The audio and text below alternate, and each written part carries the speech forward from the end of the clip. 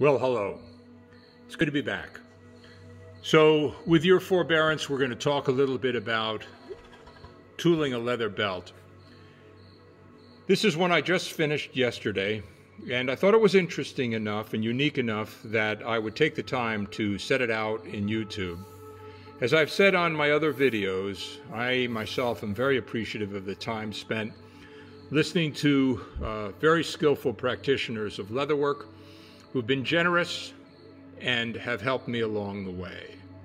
And so I'm going to do the same for those who have an interest. In a number of the videos that I've put out there, I've talked mostly about form. The piece on the Ranger belt was advanced theory on how to construct a Ranger belt and get the dimensionality right, get the balance right for a belt that is really an overbelt being tucked in the belt loops of a pants. And the double buckle Viking belt is a silent video. It's about form. It's about one of the most complicated belts that can be made, that is one of the most beautiful forms that a belt can have on a woman. And I hope you will enjoy those as well. Just look under double buckle Viking belt. This belt is a winter theme, and that in and of itself is unusual. I live in the North Kingdom, and more than half the year here is winter. And we live here by choice, many of us, because the winter brings relative isolation, a quiet and serene beauty. Especially in the world that we live in today, it's rare. And this state is large enough that all of the states of New England would fit in it, and we have almost 1 million people, or some say over 1 million people now. I promise you most of them leave in the winter. So it's an extraordinary place. This belt, Winter is Coming, is not a Western belt. There is not a lot that I can add to the Western catalog.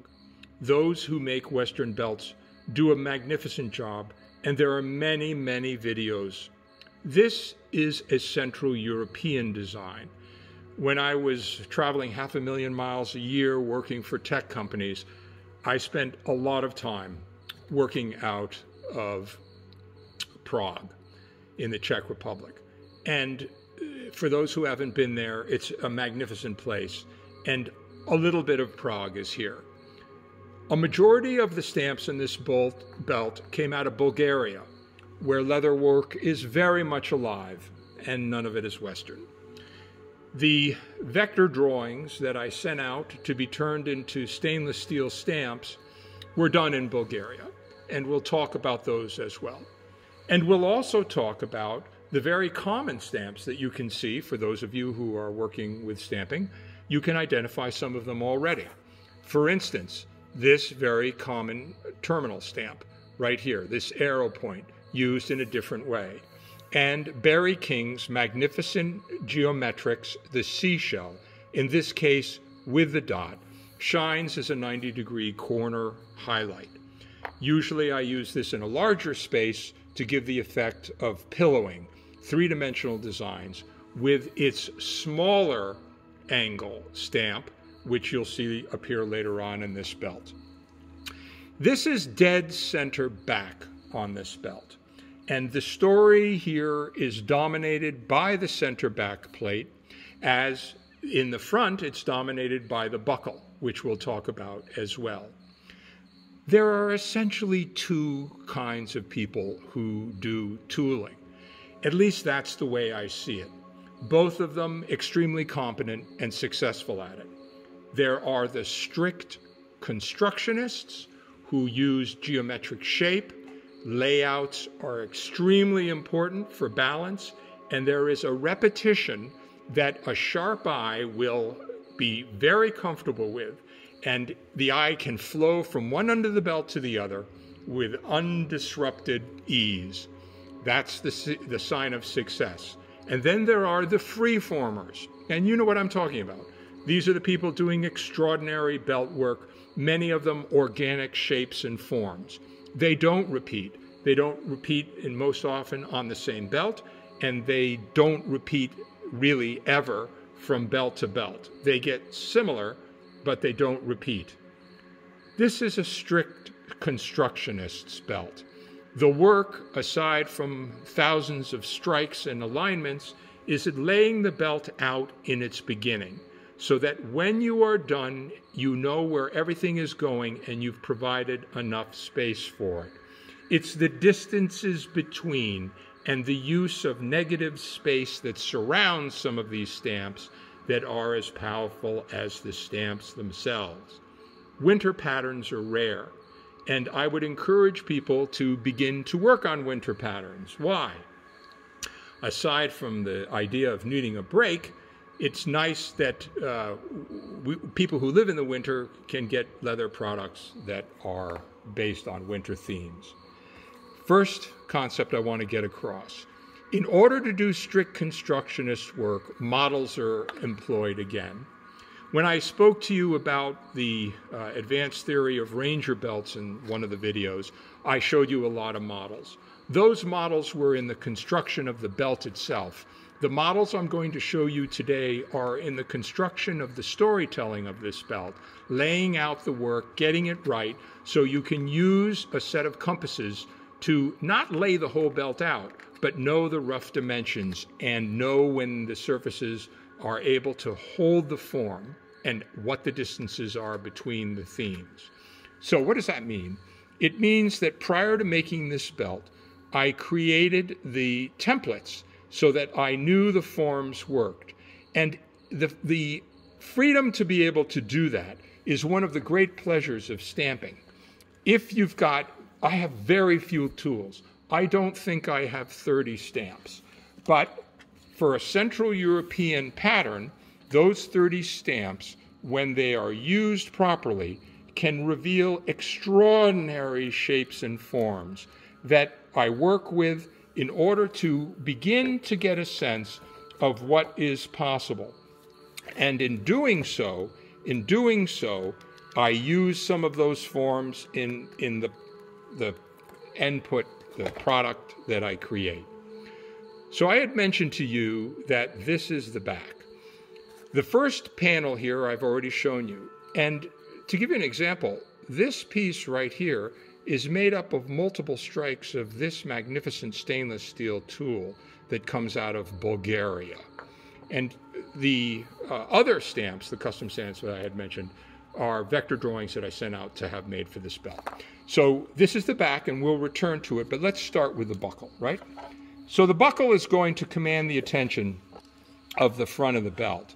And this buckle is a wolf buckle that comes out of the Ukraine, an extraordinary company with some of the best cast belts in the business. Believe it or not, when they're not casting completely solid, high-quality brass, they're casting completely solid, high-quality sterling silver. This is a top-end belt company. And like most Ukrainians' products, art products, they tell a story. Believe it or not, this is the back of that belt.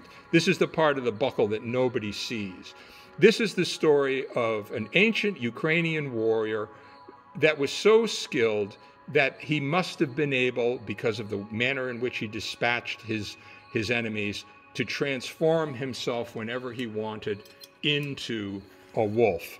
And this buckle was produced for a Ukrainian Special Forces group, and I was able to get them, and you can too. Just look in the catalogs for Bulgarian belt buckles. The belt itself is 1 3/4, and that's important, folks. Yes, I do make 1.5-inch belts, and that is a meditation in getting something on a space that is really too small. That's not to say that you can't make beautiful, beautiful 1.5-inch belts, but for kind of Central European ancient medieval patterns, 1.5 inches is just not a lot of canvas to work with. So I started at 1 3/4. And the belts, by the way, that I'm showing you, their catalog has 1.5 and 1 3/4-inch belts almost exclusively. So you can get 1.5 if you would wish. So we start off with the construction of a 6-pointed star that uses an American stamp. This one that you've seen many, many times, that's used in a circle, each point obviously measured out with a caliper to get it right, and then embossed with a brass stud. The terminus again, and the beginning of the winter pattern. The winter pattern I worked out in a long box with a series of models so I could get the positioning correct. That box consists of half snowflakes, each one a setup of 20 individual strikes, and custom stamps that I had made. The snowflake, obviously, the center core, are part of that mix. And they oscillate up and down to be the winter is coming winter scene. And it worked for me. Ending in a terminus again, and then the return of the star with the brass stud in it, and 4 more snow flakes surrounding. Then we get to the center section I showed you earlier, and that center section is in the direct back. Then back to the star. This is the duplication. Now, I would tell you that the belt is in balance from the back, but because this side, the side we're working on now, has the holes in the part, this side of the belt is much longer. So here we go again with the half snowflakes. Each one of these, I might add, remember, these strikes are being laid out. I showed you the tool for that. You have to score it as if you were putting in a stitch line in order to get it absolutely perfect. And then we do something that will be revealed around the buckle. We use the corners in reverse and the use of the 2 studs in open space, and then we return to the grand box that goes behind the buckle. Now, this box is a classic Central European pattern. I will tell you that there are very few Western patterns that come close in regard to complexity, number of strikes, and the requirement for proper layout.